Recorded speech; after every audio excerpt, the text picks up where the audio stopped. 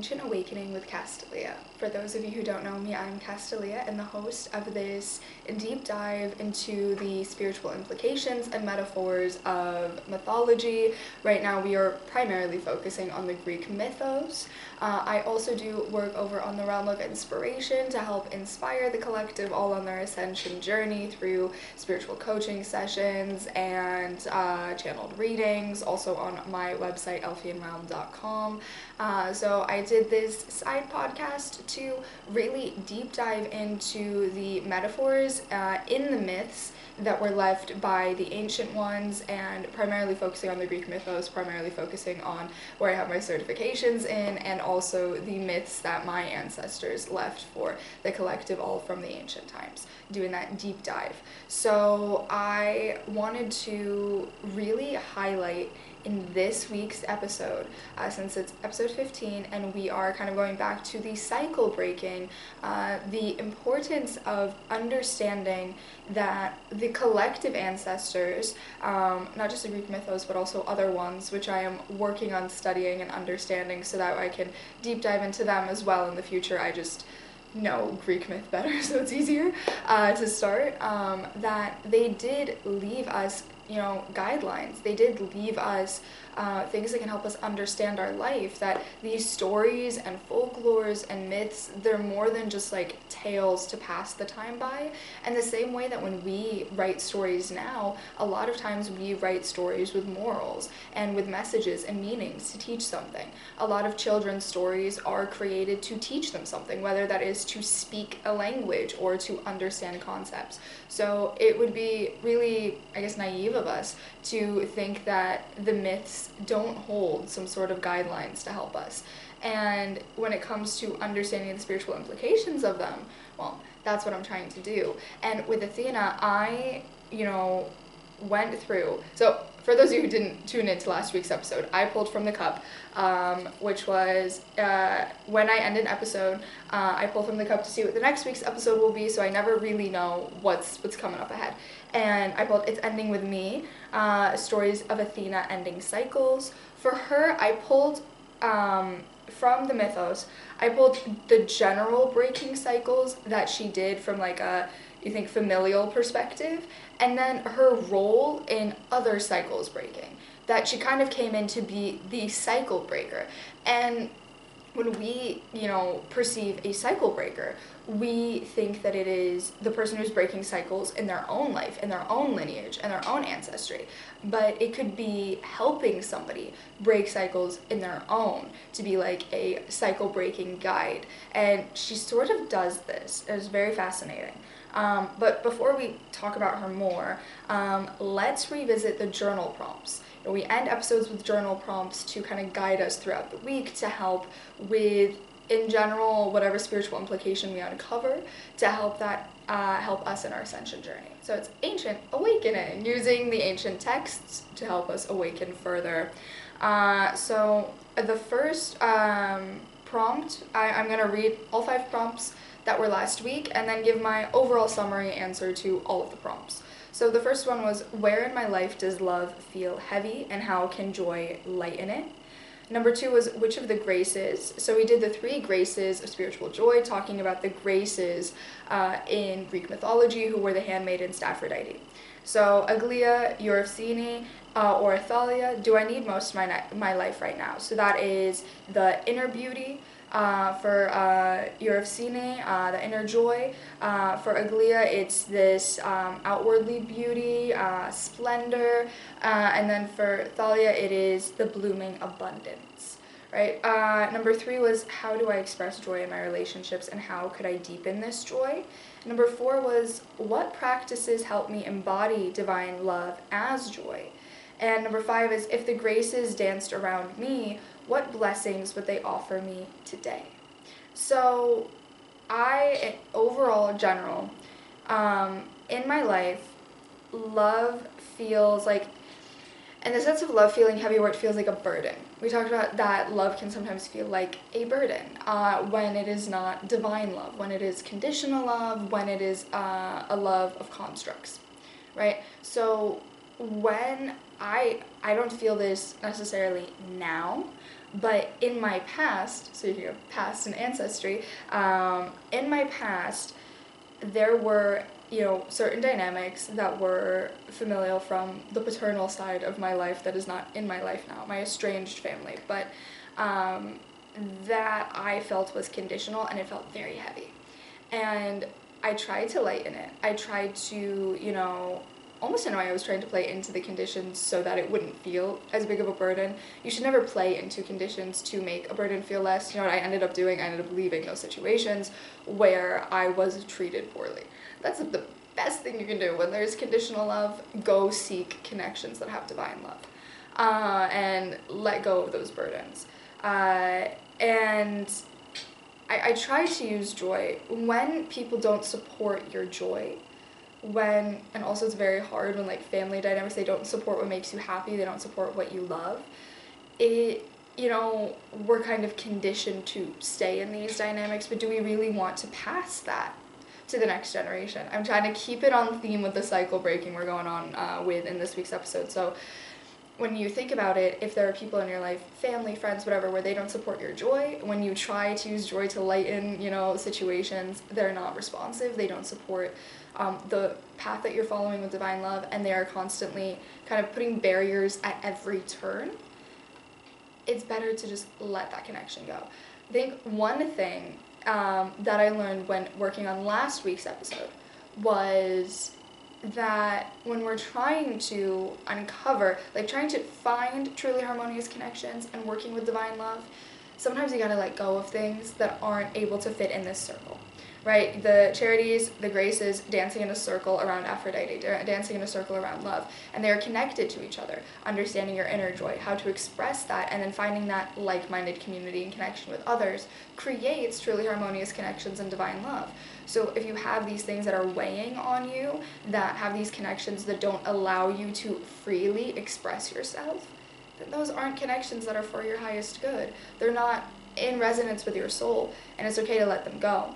And so in my life right now, at the present moment, I feel like I have worked a lot with understanding the inner joy, but it can still work with it more.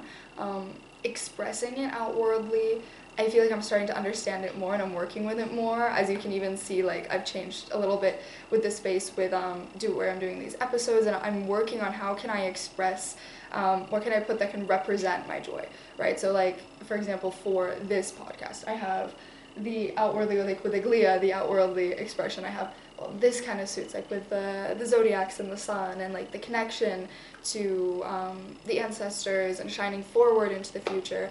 And then I have the cup that I put all of the little papers in, is from an island in Greece called Zakynthos, and it has the mati, it has the eye for protection, and it has turtles, which I have a deep love for, sea turtles. And then I recently added a little fun sign. I thought when I was a kid, I really loved these signs where you get to write little things on them and they light up.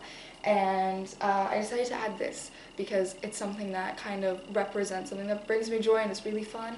And that was working with Aglia, putting that outwardly expression. I think now I'm with Thalia, now I'm with now let's connect with others, let's see how we can bring abundance together and how we can use our inner joy expressed outwardly to manifest abundance, which really comes from letting go of the things that prevent you from clearly seeing divine love. And that kind of also relates to what I said with prompt number 3, in relationships. Deepening joy in relationships is something that you kind of have to try by expressing your authenticity. You have to try it by honoring your authenticity. And, most importantly, if you are faking it, you're faking who you are, you're never going to feel joy in relationships. You're never going to feel joy in connections. So just to be unapologetically yourself. And this even with kind of as we're talking about Athena, she was born from the head of Zeus. So a lot of times when I think about overthinking, I think Athena would never overthink, right? And something I learned is with connections, when I just started unapologetically just being who I am, and I'm I don't have to overthink things because I'm not working to please somebody else. I'm working to be who I am. So I'm not having overthinking as much, I'm not having anxiety as much, I'm able to be more joyful and be more free. And it's freeing to just be yourself and be like, hey, if you don't like who I am, that's okay, but I'm not going to change who I am for you. Very important. And this practice does help me embody divine love as joy, to unapologetically be who I am. And, there are obviously always areas for improvement, but, like, your true character, your true authenticity, the things that you love to do, the things that make you who you are, you shouldn't have to change that.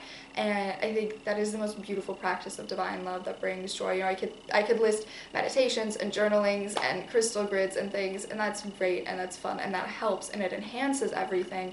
But I also really like to, bring it back to the simple things, the easy things that we can do, which actually, truly expressing who you are can be a hard thing for people. For me now, it's become easier because I keep doing it, I keep practicing it, and there's a lot of joy in just knowing, like, this is who I am, everyone knows who I am, and I'm not going to change that, I'm not going to filter that. Maybe I'm not going to show all of who I am to certain people because they're not going to be responsive, but I'm not going to hide who I am. And that's very important. And that's the am of the soul, right? Who you are on the inside, which is an aspect of the three graces of spiritual joy. And if they danced around me, they would probably offer me the advice of putting myself out there in environments to really test my ability to not change who I am to fit into certain societal structures in certain groups that I'm not familiar with, and allow those connections to grow, right? And that's the test. There's always a test. So to talk about Athena, we gotta do the backstory, right? The birth of Athena, as I was mentioning, she came from Zeus's head, is where she was born. But she was born as a daughter of Zeus and Metis. And the deeper meaning behind her emergence as a cycle breaker is what I want to discuss in her myths. She has a lot of myths. She's done a lot of different things. There are a lot of things that she can represent, and there's also just like the general way that she changes over time, that how what she represents changes, but we're mainly focusing on this cycle breaker aspect.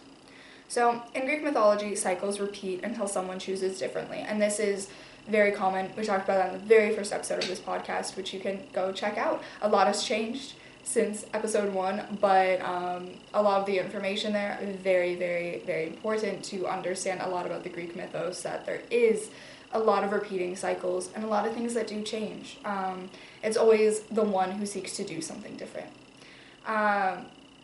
So the Titans devoured their children, the Olympians overthrew their parents, prophecies of sons overthrowing fathers shaped the fears of the gods and the descendants of the world. But then came Athena, a goddess born not through violence, not through fear, not through repetition of old patterns, a little bit repetition of old patterns, but through transformation. Now, see, the reason why Zeus swallowed Metis, who was pregnant with Athena. Metis was the titan of wisdom and knowledge, and Athena kind of took on that role when she was born. She was born a fully grown woman from the head of Zeus. So she wasn't cut out of his stomach. He didn't vomit her up like, Kronos did with his kids. But the reason Zeus did this was because it was prophesied that Metis' son would be the one to overthrow him. Athena had no mind to care to try and overthrow Zeus. So we're gonna uncover like the myths of Kronos, Zeus, and Metis related to Athena breaking the cycles, how her birth and what she ends up doing breaks generational cycles, the symbolism of her emergence as well in regards to cycle breaking, and how her energy and her role in different myths make her also a guide of cycle breaking.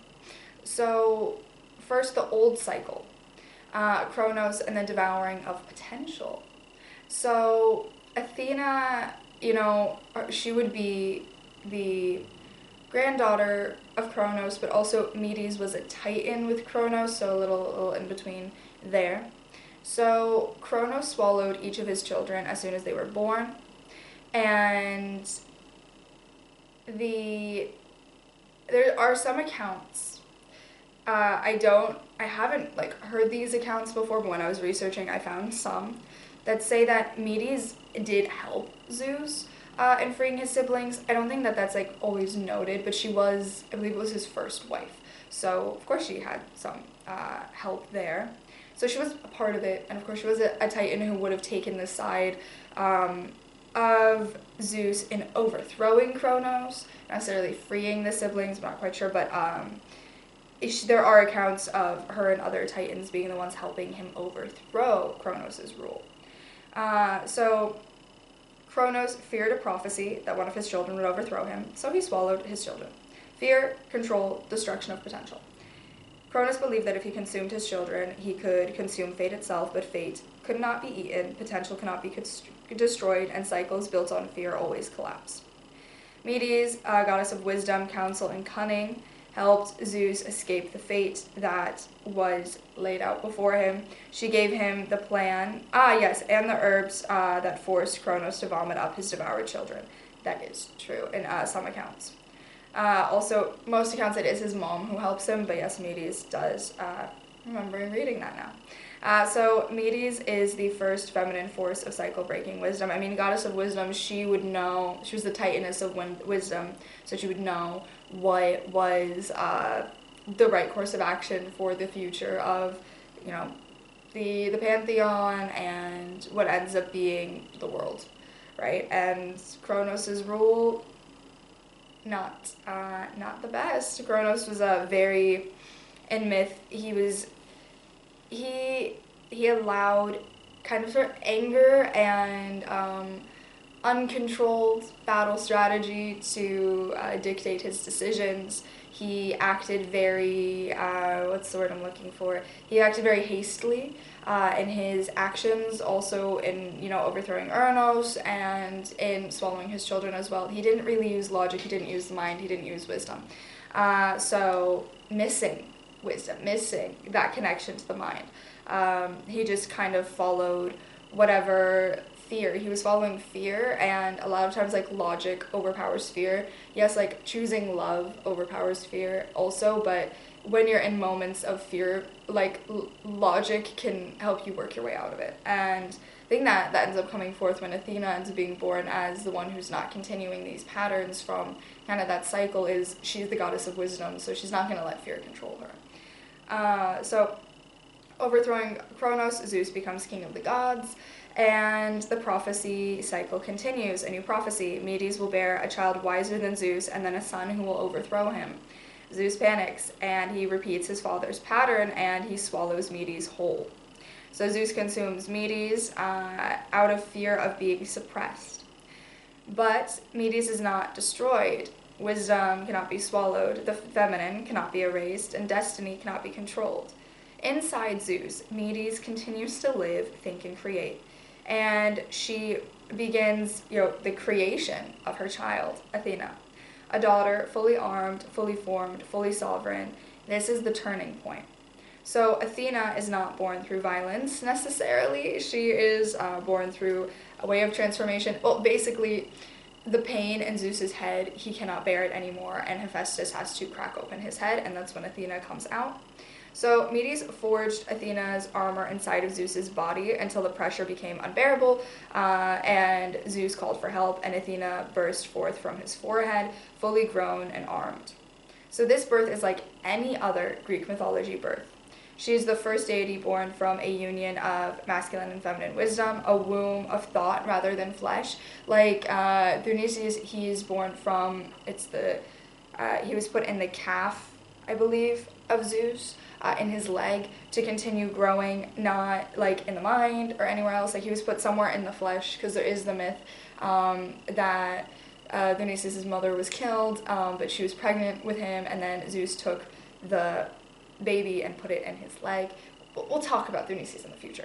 But yes, the only one really born from, really from the mind, and a process of integration rather than destruction. Zeus doesn't, once Athena is born and she's out there and she's doing things, he doesn't fear her. He doesn't, because he was fearing the sun overthrowing him. So he doesn't fear her, and there is, I guess, an understanding of that an understanding of what she represents and the fact that she understands him, is what I was trying to say, because she was in his brain, so she understands him. She was there understanding. So the new thing, the new pattern created is wisdom, integration, and creation of the new. So Zeus accepted the wisdom that Athena is not a threat to him, so he integrated her into the pantheon of the 12 Olympians and created something new, and she ended up being, I would say, one of the most powerful deities and icons of the mythos. So she is not born to overthrow Zeus, she is born to transform the lineage. She ends the prophecy cycle, she ends the father-son overthrowing cycle, she ends the devouring cycle, she ends the fear cycle. She is the first child in this lineage who is not a threat but a bridge. She represents the healed child, the integrated lineage, the new pattern, the sovereign self, and the one who says it ends with me. Because it's that pattern. Zeus didn't have this prophecy or fear when it came to Ares or Hephaestus or Hermes or any of the other gods in the pantheon that he would have fathered. He fathers a lot of children. It was that first one, right? The first one with Metis, who was truly, she was his first wife. And I always forget the order because he had multiple. I always feel like she was the first wife, but I want to double check. Yes, she was the first wife. Then it was Themis. Then it was Eurynomé, who was the mother of the Graces. And then we have Minosome, the memory, Leto, Hera. So Metis was the first. So that would be the first cycle breaking, would be with his first wife, first children there. So after that point, also Zeus really doesn't fear being overthrown by a son, because he populates the earth with deities. He populates Olympus with deities and myth. So she ends that cycle. So she was born from wisdom, not fear. This is very important. She carries the lineage of her mother forward. So she had to break her paternal lineage cycles, removing that fear from Zeus that he would be overthrown, so he doesn't repeat those patterns. And she doesn't feel those fears. She's not concerned with these things. And she's keeping her mother's cycle, so there are positive cycles. She's keeping her mother's cycle of wisdom, guiding force, counsel, and she uses this to then help others.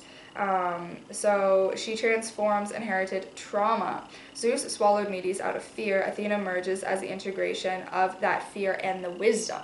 So removing the sense of allowing fear to control you and allowing wisdom to be that guiding light. So she also is the first Olympian born without true destructive violence as well. So she brings forth that battle strategy, that wisdom. There's also, her and Ares are opposite sides of each other, where Ares is very hastily moving forward, and Athena, she always thinks things out first as well. So that kind of, the peace that comes from, using your mind and having good mental health, mental body. She had the healthiest mental body. So she brings clarity and strategy and conscious choice. She's the archetype who would say, I will not repeat the patterns of those before me, I will transform them. So now I have, how many did I put down? I found a lot of them, but I picked a top 5. I thought there were 6, but it's 5. I picked the top 5 myths where she comes through in the myth and aids in a cycle ending. So as a guide of cycle breaking. So let us start with the trial of Orestes, ending the blood feud cycle. In Aeschylus' play Emendius, Orestes kills his mother Clytemnestra to avenge his father Agamemnon. The Furies pursue him, demanding blood for blood. This is an ancient cycle in Greek mythology, and in the ancient times, violence, revenge, more violence. So Athena intervenes. She creates the first court of law, the Areopagus, and establishes a new system: justice, reason, resolution. She transforms the Furies into the Eumenides, protectors of the city. The cycle that she helps break is the endless chain of family revenge, and she changes it to a lawful justice. The spiritual implication here is Athena ends the ancestral trauma loop of violence, revenge, more violence, following wrath, and replaces it with instinctual reaction and conscious choice. She replaces instinctual reaction with conscious choice. So she brings the logic, she brings the wisdom to remove anger and fear. And she brings this clarity perspective.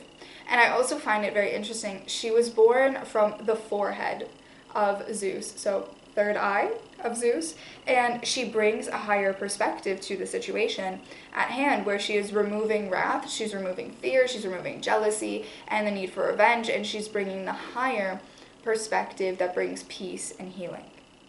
So the next one is the contest for Athens, ending the cycle of dominance with her uncle Poseidon. So myth is Poseidon and Athena compete to become the patron deity of the city. Poseidon offers a saltwater spring, a symbol of power and force, whereas Athena offers the olive tree, a symbol of peace, prosperity, and longevity. The people chose Athena. So Athens, being one of the truly most notable cities throughout history and in the modern world and in Greece, being the patron, Athena being the patron god from the old pagan pantheon of Athens, and being a representative of the people of Athens. And Poseidon, he ended up getting the Thunian area, and also he became the patron of a few islands as well. And he's, for the people who, you know, the not fishermen, but yeah, fishermen and those who boats and were just living in the sea, he was their patron. But Poseidon was a very, in mythology, very arrogant, very angry archetype. A lot of the older Olympians, and Ares sometimes, but the older Olympians from like the original six, they have a lot of anger, they have a lot of jealousy, Hera, a lot of jealousy, they have a lot of things that like kind of weigh them down from truly, you know, being open to change in a sense. Like Poseidon thought, like, I'm just like, they're gonna want the salt water, they're gonna like this, and I've been here a long time, and they're just gonna pick me, and not really being open to that change. All six of them, I guess, except Hestia, because she's a cycle breaker in her own way, aren't open to a lot of change. And the newer generation of the Olympians bring a lot of change and bring a lot more peace as well, which is a lot of what Athena does. So, I mean, what she gifted was a symbol of peace. So the people, she offered the people a choice. You can choose kind of this like chaos, because Poseidon also bringing too much salt water, there's a lot of chaos. I believe in some accounts of that myth there was like a flooding, and then he built the dam to keep the water away, and he created a problem he had to fix, and just a whole mess there. And she just offers simply an olive tree, and the olive ends up being like the gold of Greece. It ends up being, you know, olive oil, main export, a very important aspect of what ends up bringing a lot of wealth to Greece at the time. But she didn't obviously know that when she's gifting it. She was gifting it as, here's this thing, it represents peace, prosperity, and longevity, and you can use it as you please. You could use it as an export, offering more of a reasonable choice, and the people end up choosing that. So the old paradigm of might makes right is replaced with wisdom, sustainability, and long-term vision. She teaches that leadership is not domination, but nourishment. You know, in a lot of accounts of this myth, Poseidon was very dominant, and in general, he has this like dominating force, a very aggressive approach to things, and she offers the peaceful approach, which is, you would think the sea, you know, peaceful, but also, you know, it can have crashing storms as well. So he shows all aspects of that. One day we'll do a deep dive into Poseidon as well and his spiritual implications. So kind of speaking of Hera a little bit, the third myth that I pulled is Athena and Hercules ending the cycle of punishment. So Hercules is tormented by Hera. Hera, because Hercules would be a bastard child of Zeus, so she torments the children and also the affair partners Zeus had. She had this cycle, again, following more anger and jealousy. So Hercules is tormented by Hera and driven into madness, causing him to kill his own family, and as punishment he must complete the 12 labors. So Athena does step forth, and in a lot of myths, Athena steps forth as a guide for the heroes. She becomes a guide, protector, and strategist. She does not punish Hercules, she helps him redeem himself. So, and also in a lot of accounts of myths with Perseus and Hercules and Odysseus and many of the heroes of the time, Athena comes forth at some point in their story as a guide. And I picked Hercules specifically because it's the Hera aspect of it, so it'd be the lineage of her father, that generation choosing anger. Yeah, Poseidon, that generation choosing anger, dominance, control. Choosing anger, dominance, control out of fear. Poseidon and Hera also experience this. And Athena being from that following generation, she's also breaking the cycles for her aunts and uncles as well. And we sometimes, in our life, when we are breaking ancestral cycles, we may be breaking a cycle that doesn't directly come from our parents. It could come from our aunts and uncles as well, but it's in our lineage, and we can break it for the entire lineage. We can break it from the previous generation for the future generation in our generation. So it doesn't have to just necessarily be the parents directly, you know. In this cycle, what she helps break is there is shame, punishment, more. So there is like Hera with created a shameful situation for Hercules, punishment for him, and just continue in this cycle of basically abuse against Hercules because she was upset that he was a child of Zeus and a threat to her. And just there's so much anger and jealousy that fuels the actions of not the 6. So that's why I thought I had 6, but I put 5 because Hestia does not do this. The other ones have these cycles, like even Demeter has it as well. Hades a little bit too.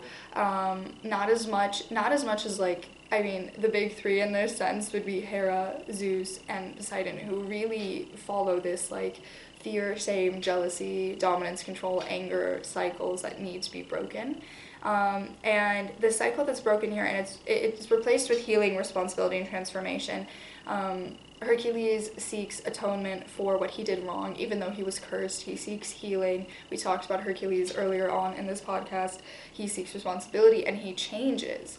And he ends up joining those in Olympus and marries a daughter of Hera. So he ends up changing. But that change comes from the clarity and understanding that you can seek healing. You just take responsibility for your actions, even though it wasn't 100% his fault. And he made the change. And you can make the change to become better. And that's a story that's in the later Olympians in the Pantheon, and in the heroes as well, breaking those cycles of the big 6, the original Olympians, who just kind of still in some senses repeat patterns from Kronos. So she represents, you're not defined by your past, you can rebuild it. And with cycle breaking, you're not defined by your past. If you continued patterns that were in your ancestry before, and then one day you decide to change them, you can. Just because you were living in those cycles doesn't mean you have to continue living in those cycles. And because Athena represents wisdom, higher wisdom, I associate her with the third eye. She's the third eye. She brings that higher wisdom that brings this understanding that you don't have to stay in a box. You can grow, you can heal, you can change, and you can start something new. And she really started creating this new pattern of bringing forth wisdom that prompts longevity and healing. So, speaking of Athena and Perseus, I had to include this because it's ending the cycle of fear. This one's a big one for ending the cycle of fear. Perseus must slay Medusa, a creature feared by all. Also a creature created by Athena. Now, like Athena, she has other myths where she's done some things, and all of them have it. All of them make mistakes. And there's different interpretations as to why Athena turned Medusa into a gorgon, but a lot of it is to protect her, and I would take that interpretation. But Medusa's myth is something else that we'll dive into in the future. But Athena also knows what she created, and in a sense, if she did it to protect Medusa from further abuse done by men to her, then she unintentionally created a monster by turning her into a monster that ended up reaping destruction. So she kind of did, in a sense, whatever her reason was, she repeated a cycle by creating something that would repeat that cycle of fear and destruction. So I could understand why she's like, oh, okay, gotta help Perseus, let's break this cycle, right? That would be the spiritual implication here. She created Medusa, she created this cycle of fear and a monster that would destroy things, and she realizes that she unintentionally created something that would repeat a cycle that she was trying to break, and she sees that a hero, someone, is going to remove something that she created that was repeating a cycle. So she's going to offer assistance. And sometimes in Perseus, we can think of it like this. If we would say that he is the following generation after Athena, and maybe someone from a previous generation sees that someone in the current generation is going to break a cycle and remove obstacles placed before the ancestral lineage that was placed by that person, they identify and they realize that they did something wrong, so they help that person to fully break that cycle. And that's a very beautiful thing that can happen. So she gives him a reflective shield, guidance, strategy, and protection. So sometimes in an effort to protect those that we care about, we can sometimes drive them to become a gorgon, like Medusa. Try to think of it like symbolically, right? So she was trying to, in a sense, protect Medusa, and then she ended up creating a monster. Her efforts to protect ended up working too well, and then Medusa, from that pain, started causing damage, right? And the protection wasn't, it was more of a controlled protection. It was I'm going to do this to you, and you're just gonna have to deal with it, and I'm doing it to protect you, right? A protection that's not a choice. Athena breaks that cycle. She breaks her own cycle. She breaks her own thing that she did by the next time she's given the opportunity to protect somebody. In this story with Medusa, she gives Perseus a reflective shield. So instead of turning him into something that will protect him, she gives him tools that will protect him. Now, there is obviously the interpretation that there are two different myths of Medusa as time changed, and that's why it's kind of like conflicting, because she's like a raging monster in the myth with Perseus, and then there's the myth with Athena, and it's a little bit different.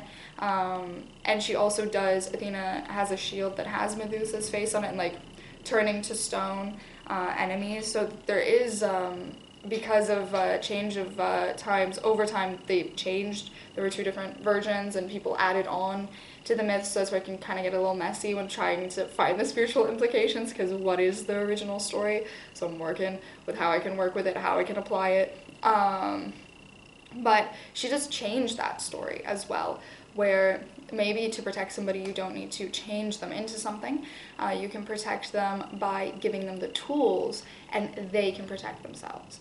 And that is also, in a sense, something that she broke in regards to what she was breaking when she was born from Zeus, and that lineage with Kronos of acting out of fear and trying to control an outcome. And she was the logical person, the one who's not living in fear. So the myth with Perseus, if we're trying to fuse it with the other myths, even though it probably, the correlations are very difficult to put in the timeline of things, because it's all jumbled mess. But so you can see me like weeding it out. I have very simple notes to like guide me to talk, and like I can't weed out what's going on. So she was the one who came forth to end the cycle of destruction and control. And she made an action where she was controlling something that ended up causing destruction. So to break that and end that, she gave tools to help somebody use their strategy, use their mind. That is the protection that they need.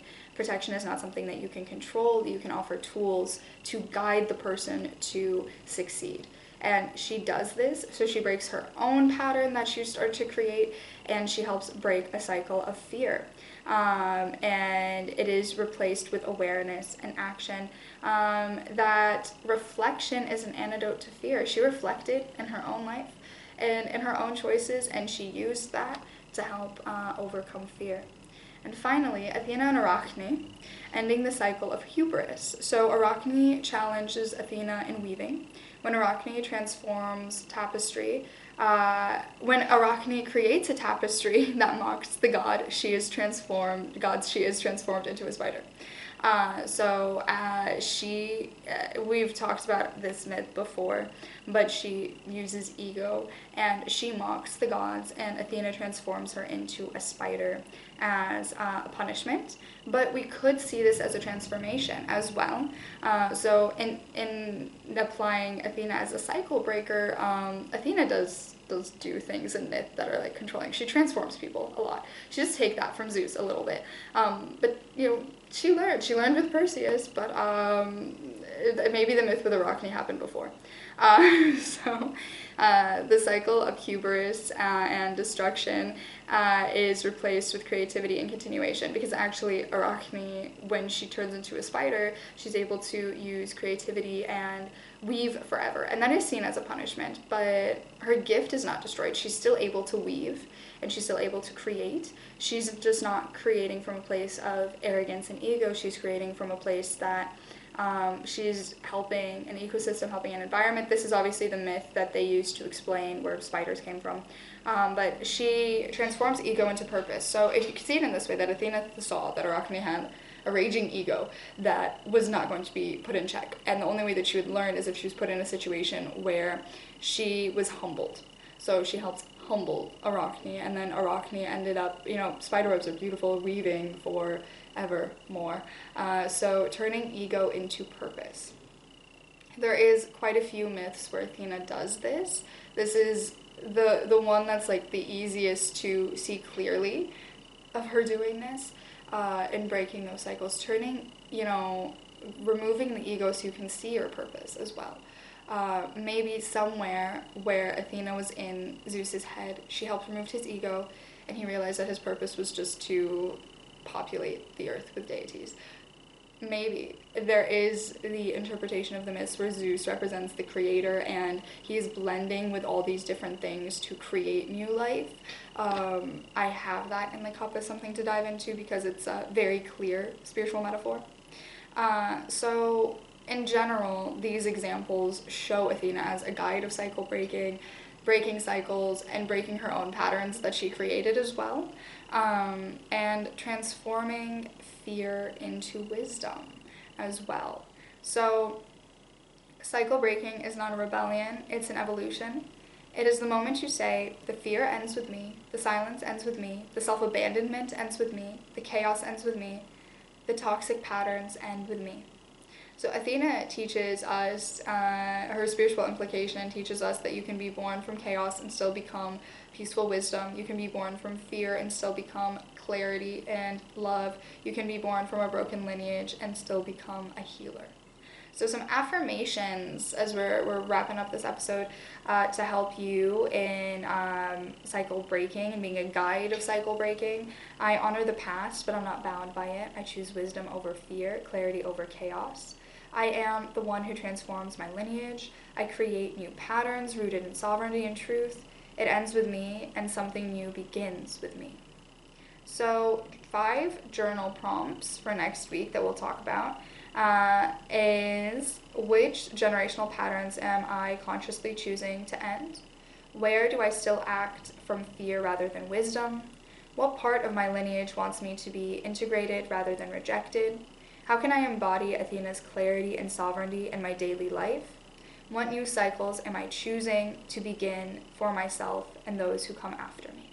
So we'll discuss those in next week's episode, and you can give me your answers in the comments or on the community page.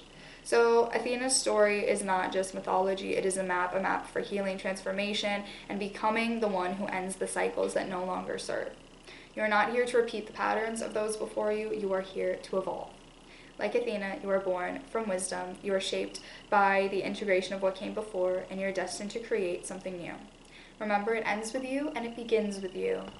That being said, let's pull from the cup to see what will begin next week. What is next week's episode? What will we continue to aid in our journey? What will continue to help us in our spiritual understanding of oneself? It is Soul's Inspiration, the story of the Muses. So episode 16 will be how the story of the Muses can help us uncover our soul's inspiration. And I think uncovering mission and purpose is something that becomes clearer once you've broken cycles and you've done the healing work. So we're following some sort of pattern here. I like it. We're letting the fates decide. So that being said, this concludes this week's episode. Thank you for joining me on this journey, and I will see you next week as we continue to awaken more based on the guidance that the ancient ones left for us.